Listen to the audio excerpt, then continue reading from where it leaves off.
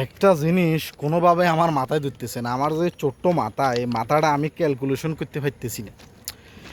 একজন বিএনপির দায়িত্বশীল ব্যক্তি টকশোতে আসি বলতেছে যে এই প্রবাসীরা ভোটার হইতে পারত না। কেন পারত না? যত প্রবাসী আছে সবগুলা প্রবাসী নাকি জামাতের ভোটার। সহ্য করা যায়, চিন্তা করা যায় এসব কথা?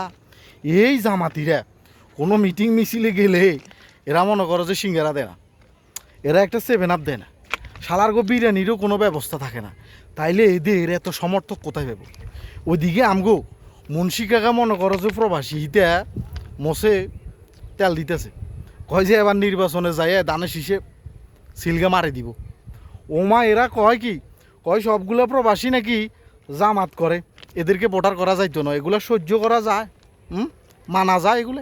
এরা কি বলে এরা নিজেরাও জানে না। এদের কি নির্বাচন পর্যন্ত যদি বাঁধি রাখা যায় আর কি, কোথাও বন্দি করে রাখা যায়, তাহলে আমার মনে হয় দলের জন্য ভালো হবে, দলের জন্য অনেক উপকার হবে। কারণ এরা পাগল, এরা কখন কি বলে এরা নিজেরাও জানে না। যে একটা কথা একজন দায়িত্বশীল ব্যক্তি একটা কথা যে ভেবে চিনতে বলতে হয় আর কি, এরা এটা জানে না, এরা বুঝে না। এরা মনে করো যে একটা টকশোতে গেলাম, একটু গরম হইয়া উত্তেজিত হইয়া 2-4টা কথা বলে দিলে মনে হয়, 2-4টা কথা বললে মনে হয় যে আমার ভালো আরেকটা পথ দিব। এখন চিন্তার বিষয় হলো, আমি যেটা চিন্তা করি আর কি, আমি ছোট্ট একটা মানুষ হিসেবে আমি যেটা চিন্তা করি যে বিএনপির দায়িত্বশীল ব্যক্তিগুলো কি করে, তাদের কি কাজ?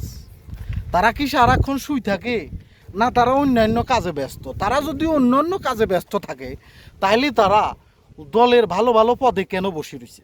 আর ভালো ভালো পদে থাকি, বড় বড় পদে থাকি, এ পাগলগুলোকে কেন তারা বাদে না?